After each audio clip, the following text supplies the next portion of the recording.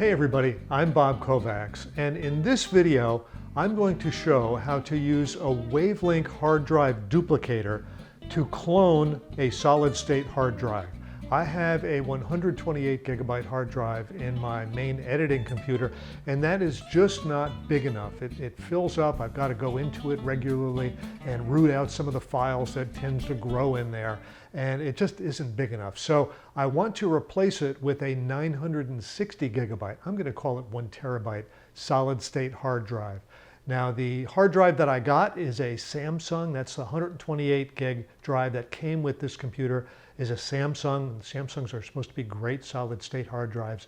I'm going to be replacing it with a Crucial brand hard drive. Again, that's the 1 terabyte hard drive is made by Crucial. So I'm hoping it'll give me the same performance. This is a really fast computer. So if it slows down slightly on boot up speed because of this Crucial hard drive instead of the Samsung hard drive, it's not a big deal.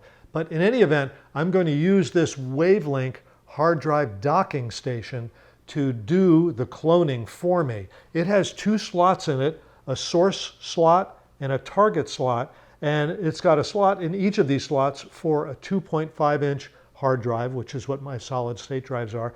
And it also, the door flops down so that you can put a full-size 3.5-inch hard drive in here.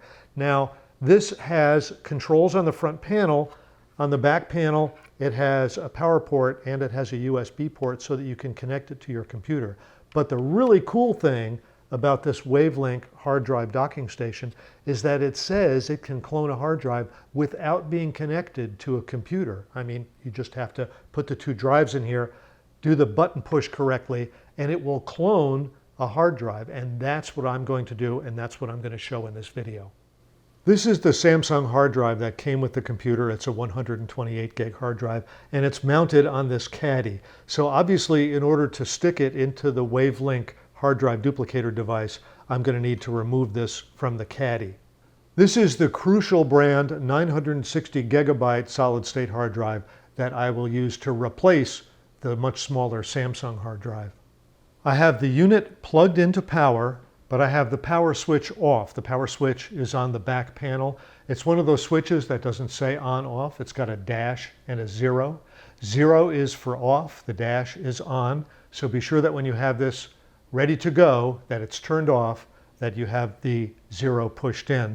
And I've got my hard drives here that I'm going to plug in. Now the original hard drive, the small hard drive that I'm going to clone onto the bigger one, it goes into the source slot here. And the new hard drive, the bigger hard drive, goes into the target slot. So I'm going to plug in my source hard drive, and that snapped right in. And I'm going to plug in my target hard drive, the new hard drive. The next step is to turn the power on. Takes a good firm push on the switch, and wait until the blue lights are both come on solid on the front. See this ring, this LED ring? There's blue lights there. One indicates source and one indicates target. There's a red light that indicates power. To get the cloning process started, press and hold this button, which is called the OTG button, release it and press it again, and that starts the cloning process. And you see it blinking for 25%, then 50%, then 70%. You have to wait as one drive is cloned to the other.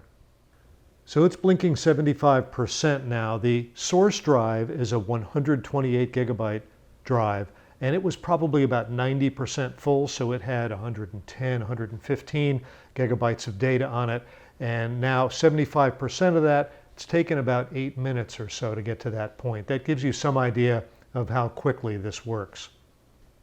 Now it's blinking at 100%. It's taken about 15 minutes to get to the 100% LED to blink.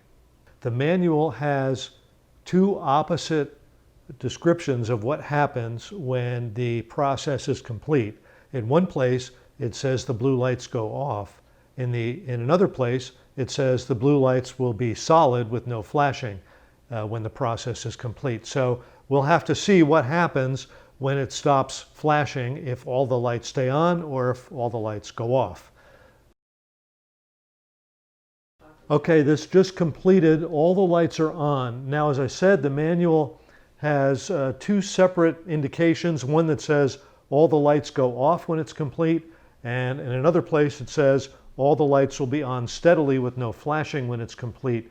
But in any event, this took perhaps 20 minutes to clone a 128 gigabyte hard drive. I'm going to assume that in the manual, when it says all the lights are on steady, that it's done. It says now turn off the power button and remove the drives, and you are finished. So I'm going to turn off the power button and remove the drives. For me, my next step is to install this crucial drive in the caddy in which it was held in the computer, then slip it back into the computer and see if the computer boots up properly. Well, when it comes to making a clone of a solid-state hard drive, I've got good news and I've got bad news about the Wavlink Hard Drive Dock station, which is the device that made the clone. Anyway, the good news is it made a perfect clone. It took my 128 gigabit hard drive, and what it did was it cloned a 128 gigabyte hard drive onto my 960 gigabyte new hard drive. So that when I put it in my computer booted up. It worked exactly the way that it used to work, but it only showed that the hard drive was 128 gigabyte hard drive. It didn't show all of the extra space. I had to download some software that allowed me to repartition my hard drive.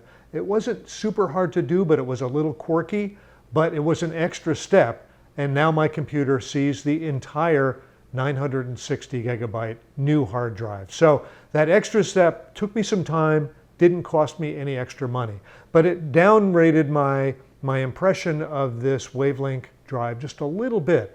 If it could have made a clone that allowed me to automatically have access to that other space, that would have been terrific. Unfortunately, it didn't do that. I had to do something else and take some other steps, and they were a little quirky, but eventually it got working and all is well. So that showed you how you make a clone with this. Now, if you have to make a one-to-one clone, if you have a 500 gigabyte hard drive and you want to clone another 500 gigabyte hard drive, this will do that. It's a little ambiguous as to whether this works only with solid state drives or if it also works with the spinning magnetic old-fashioned type of drive as well. I'm not sure that it works with these spinning magnetic drives. I do know that it does work for sure with solid state drives, and it worked pretty well. It worked pretty quickly, and it's not hard to use at all. So those are the steps involved in cloning a hard drive using this Wavlink Hard Drive Dock. Hey everybody, I'm Bob Kovacs. Thanks for watching.